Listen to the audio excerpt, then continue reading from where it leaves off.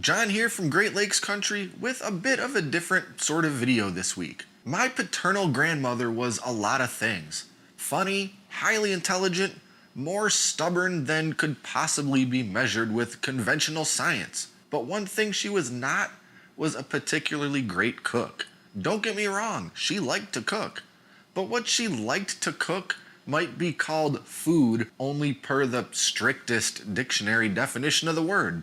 And because I am a guy who will apparently put himself in harm's way for the sake of an entertaining YouTube video, I had the idea to try remaking a few of her most infamous dishes and giving them a taste after nearly 40 years since my last encounters with these culinary creations. Now, I unfortunately do not have any of my grandma's actual written out recipes. Much like the Necronomicon, the exact fate of her recipe book is shrouded in mystery and lore. The intricate details of their specific horrors lost to the sands of time, they exist now only in fable, like ghost stories being passed down through the generations.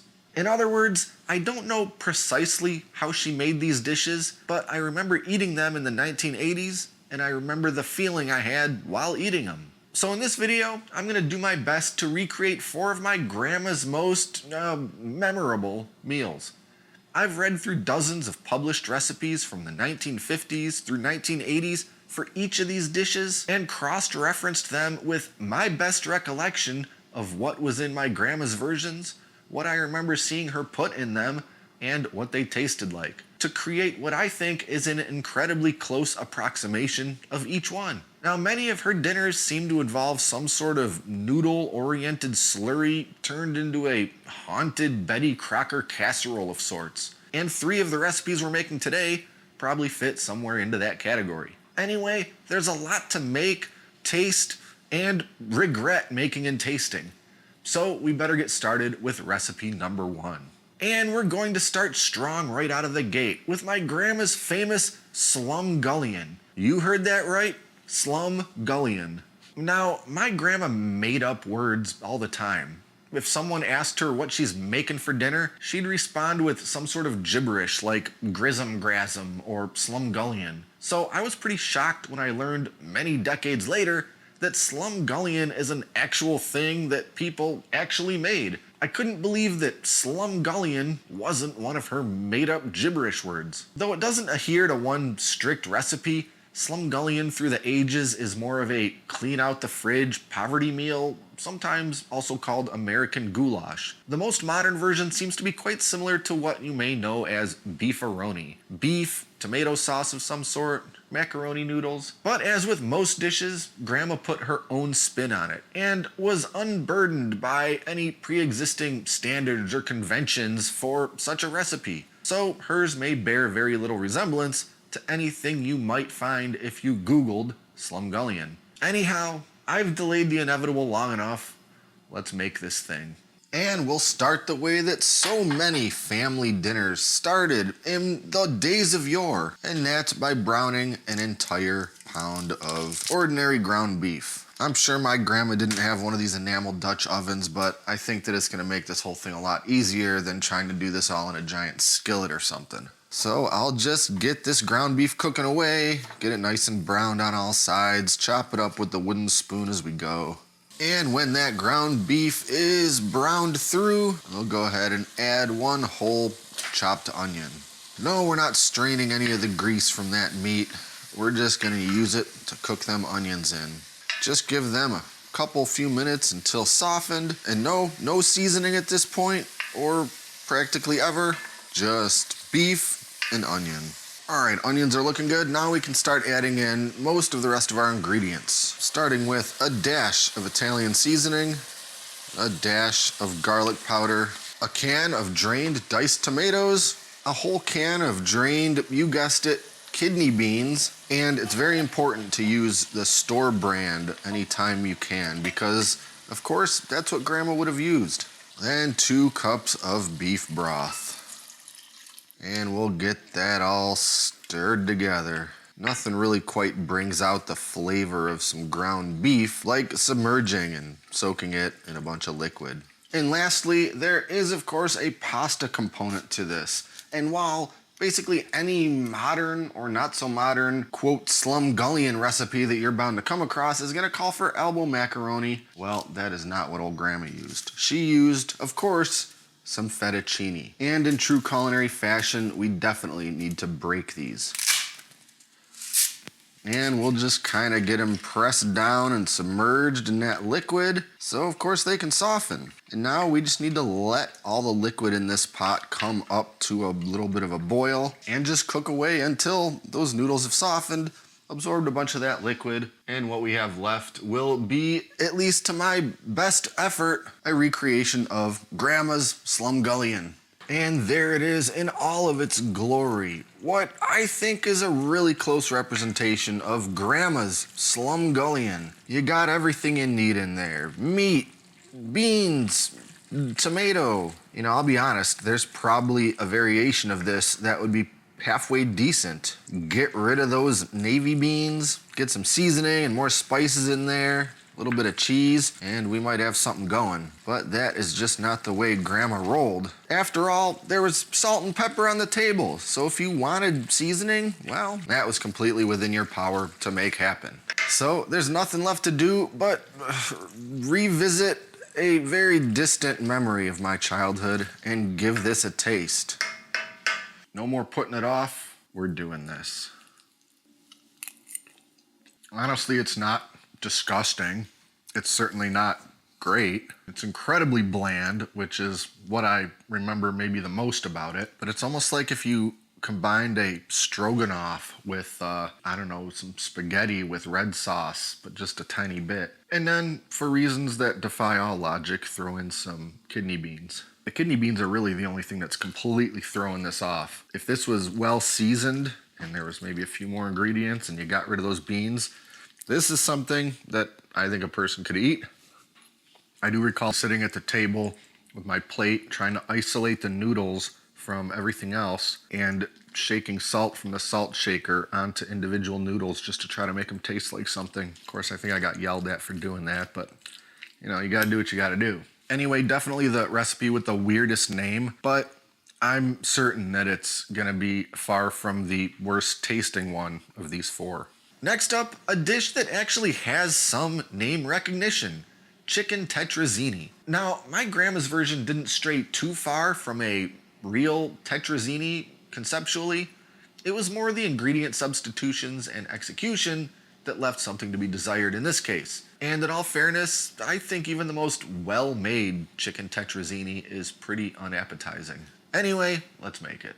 Alright, first thing we'll do is get a pan with some water in it up to a boil because we have to boil some pasta. And when that water is up to a boil, in goes 12 ounces of ordinary spaghetti. Once again, you know it, broken half. I'll move this over to the actual stove to let it cook to just not quite al dente while we get the, I'll call it, sauce component together. And you know that no 50s, 60s, 70s, or 80s dinner recipe would be complete without at least a can or two of cream of something soup. And this recipe calls for a couple cans of condensed cream of mushroom. In those days, Campbell's and other companies like that really successfully marketed the idea that you don't have to bother making a real cream sauce. Forget about a roux, forget about flour and fat and liquid. Just get a can of something that looks relatively creamy, and that'll just take care of everything for you. And just to really up that faux creamy game in a recipe like this, we're gonna add a couple other ingredients that really fit what I was just talking about. Starting with about a cup of sour cream and a cup of mayonnaise. I know what you're thinking, but hey, I don't make the rules. And we will be adding a touch of spice to this one in the form of just a little black pepper. Just enough to say you did it. And we'll get all of those gelatinous, sort of cream-like substances all whisked together before we add in a couple ingredients. A Tetrazzini calls for some mushrooms. And like with most things, it comes down to three options: good, convenient, or cheap. And at any time, you can have 2 of those options. So why would you use anything other than canned or jarred mushrooms, which are both cheap and convenient? So in goes about 6 ounces of those, followed by our chicken. Pre-cooked, chopped up chicken. This actually came from one of those supermarket pre-cooked chickens, and this is just about all of the meat from one of those. Certainly Grandma wouldn't have had that. She would have had leftover meat from a chicken boil the night before or something like that. And now we'll just start getting all of that stuff folded together. Oh, and I nearly forgot one of our core flavor components, and that's about 1/3 cup of grated Parmesan, AKA shaker cheese. That would have been a disaster if I left that out. All right, our noodles are soft, but definitely not totally done, which is what we need because this still has to go in the oven for a while. And I'll just go ahead and transfer all of those noodles into the bowl. And I'm using tongs rather than straining this whole thing first because I want to get some of that pasta water in there too. That sauce is super, super thick, and there's no way that it's gonna incorporate with all of that pasta if I don't get a little water in there to loosen the whole thing up just a touch. Now I can get those noodles folded in, mixed with all of that creamy, I'll say, goodness. I gotta tell you, the only thing that I'm actually smelling coming out of this bowl is that sour cream, which I guess it can be a lot worse. Now we're greasing a standard casserole dish with some ordinary cooking spray, and we'll get all of this transferred over. Honestly, my grandma was a tiny, frail old woman. I don't know how she was picking up a giant bowl like this. Maybe she spooned it in one forkful at a time. I don't know. And we'll just get that all spread out. Best as we're able to anyway. Now we'll sprinkle the top with just a little bit more of that shaker cheese. Now this dish is ready to go into a 350-degree oven for about 45 minutes. And after 45 minutes, Grandma's chicken tetrazzini is done, coming out of the oven in all its glory. Pretty dry, pretty dense, just as the recipe apparently intends. Anyway, I'll let this cool for just a few minutes until I can actually slice in, and then we're tasting. So let's dig in here and get us a nice big ol' slice of this tetrazzini.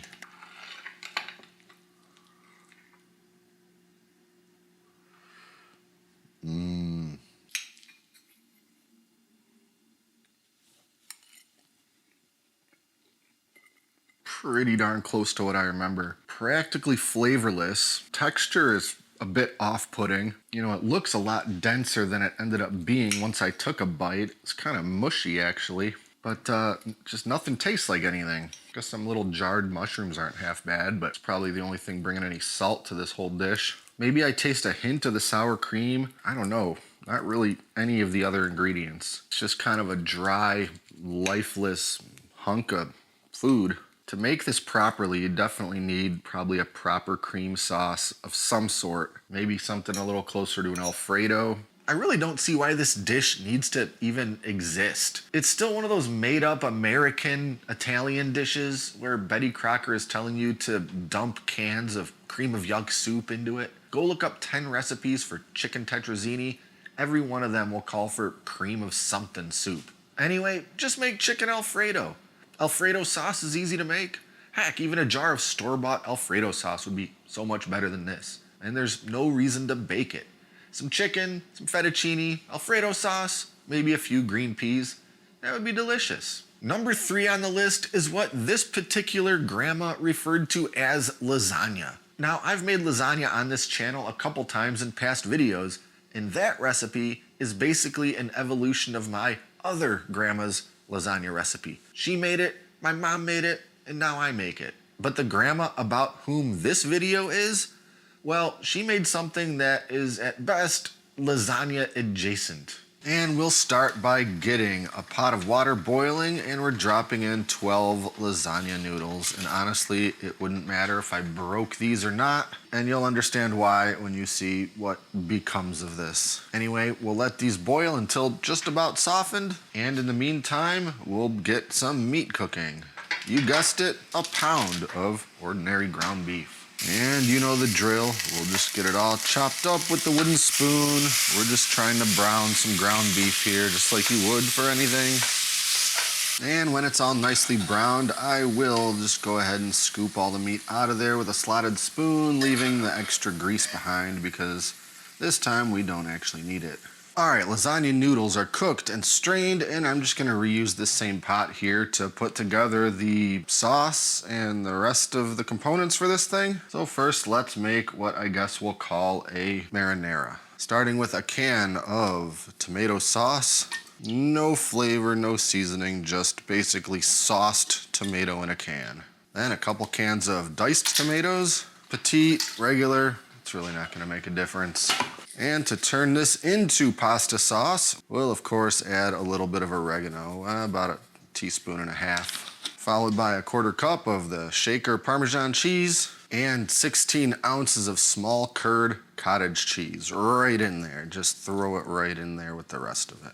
We'll give all of that a good preliminary stir, and then in goes that cooked ground beef. Mix that all in. And now for the part that you truly have to behold to fully appreciate. All of those cooked lasagna noodles right in the pot. Look, I'm not making this up. This isn't so much a layered lasagna as it is a lasagna stew, kinda. But now we'll just get to mixing. And yes, of course, those noodles are gonna get completely mangled and broken up and shredded, and that's exactly what's supposed to happen. In defiance of all rules among men and Italians. In fact, the more chopped up with those noodles, the better. Because after all, you don't want a great big piece of noodle on your fork when you go to take a bite now, do you? Now our primary lasagna component is unfortunately ready. So we'll get it all transferred into a 9x13 casserole dish because of course that's how a lasagna is done. Get that all spread out. And in almost a shockingly expected move, we'll be topping the whole thing with some shredded mozzarella. I'm not gonna worry about measuring this too precisely and just get this on there until it looks about covered, which I guess will be about this whole bag. Now this pan is going into a 350-degree oven for about 30 minutes or until that cheese is melted and all of those other components are heated back through. And there we have it, fresh out of the oven, and I gotta tell you, it's almost like I've been transported back to 1989 and we're sitting down for dinner. The way it looks, the way it smells, everything about this seems so familiar. And unlike a traditional lasagna, we're not going to be cutting this up and serving it as slices. The way you serve grandma's lasagna is with a great big serving spoon, dug in and slopped on a plate. So what do you say we grab a spoon and get ourselves a good blob? Big old serving spoon, check.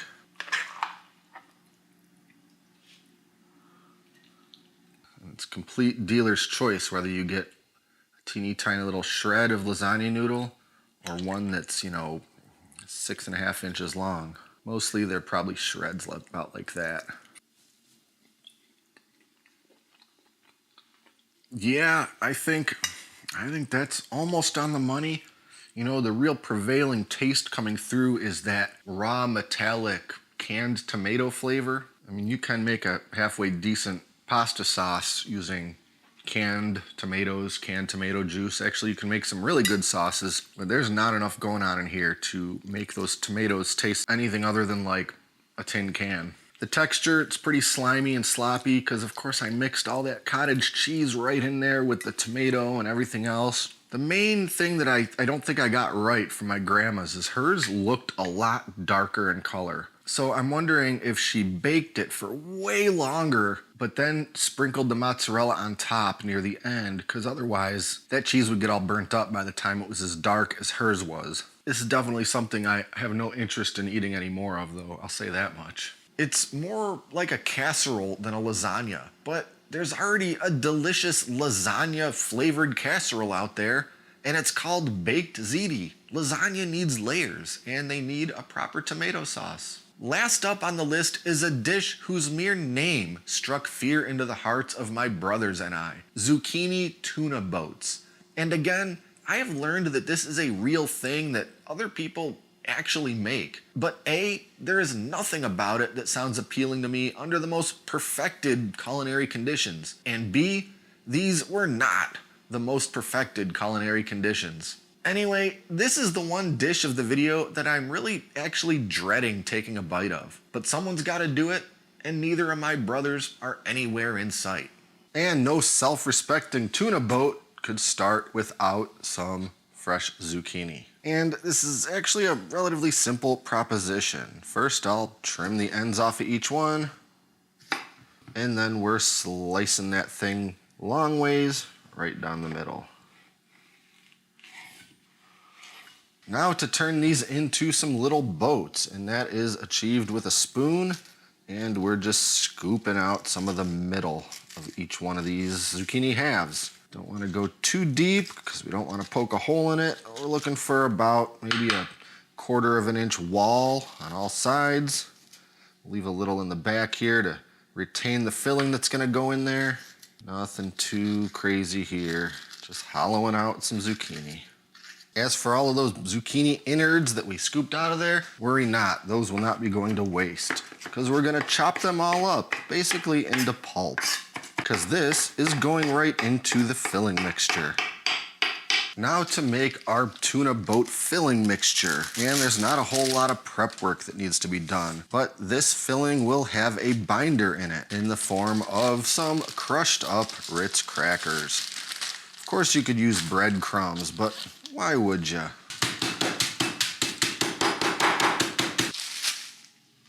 All right, so in a little bowl here, we've got 5 ounces of tuna that was packed in oil. Gotta have it packed in oil. And to that, we'll add a 1/4 cup of the crushed up crackers, 1/4 cup of Parmesan cheese, all of the innards from that zucchini, and 1 egg. We'll get all of that vigorously mixed together with a fork. Yummy. And now we're simply loading up our little boats. I've got my compiled tuna boats arranged on a lightly greased baking sheet, and these are going into the oven at 375 degrees for, well, honestly, I don't quite know how long. Basically, until that zucchini is tender enough to actually eat. I'm guessing that's gonna be like 20 minutes, but I guess we're gonna find out. And there we have it, fresh out of the oven, zucchini tuna boats. I gotta tell you, I am really not excited about trying one of these. The smell, the look, it's so similar. The main difference that I'm remembering, I think I should have chopped up these little bits of zucchini innard into an absolute puree rather than leaving any kind of little chunks of them in there. But still, this is definitely jogging some real old memories. I'm really not excited about this. I really don't want this anywhere near my mouth. I don't really like hot tuna to begin with. It's not even mixed with mayo or anything. It's just, I don't know.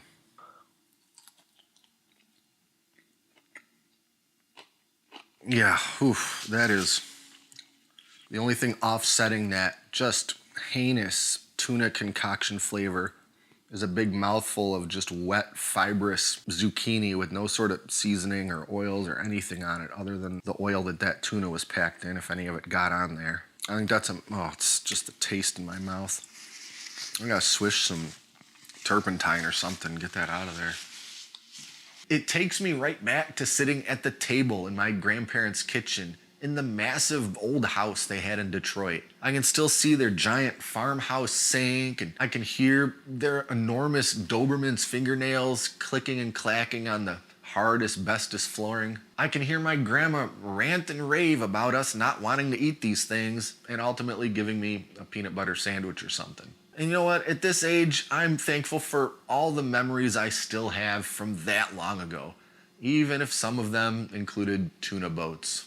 So there you have it, 4 of my grandma's most discussed and reminisced recipes. You know, there are components of most of these that could have been perfectly tasty. Just the odd ingredient choices and questionable order of operations resulted in some specific meals that I will be happy to never eat again. And back then, decades before YouTube video content was even a thing, I would have never imagined that I'd be eating them even one more time. And look, I acknowledge that I am incredibly lucky to have grown up in an environment that allowed me to become somewhat of a food snob later on. Old Grandma did her best with what she had and what she knew, and reliably fed a whole mess of kids and grandkids year after year, and during a time when stretching every penny was simply the way of life. So while I will happily never make any of these exact recipes again, this was definitely an interesting walk down memory lane to a simpler time when all I had to worry about in the world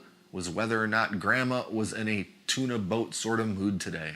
Anyway, I won't be putting links to the full written out recipes for these 4 dishes in the video description, but if for reasons I couldn't possibly know you'd like to recreate any of these exact recipes, well, you'll have to go back and rewatch the parts you need. In the meantime, be sure to like and subscribe to stay up to date with all our latest stuff, including future food videos. Thanks for watching, and until next time, I'm John, and this is Great Lakes Country.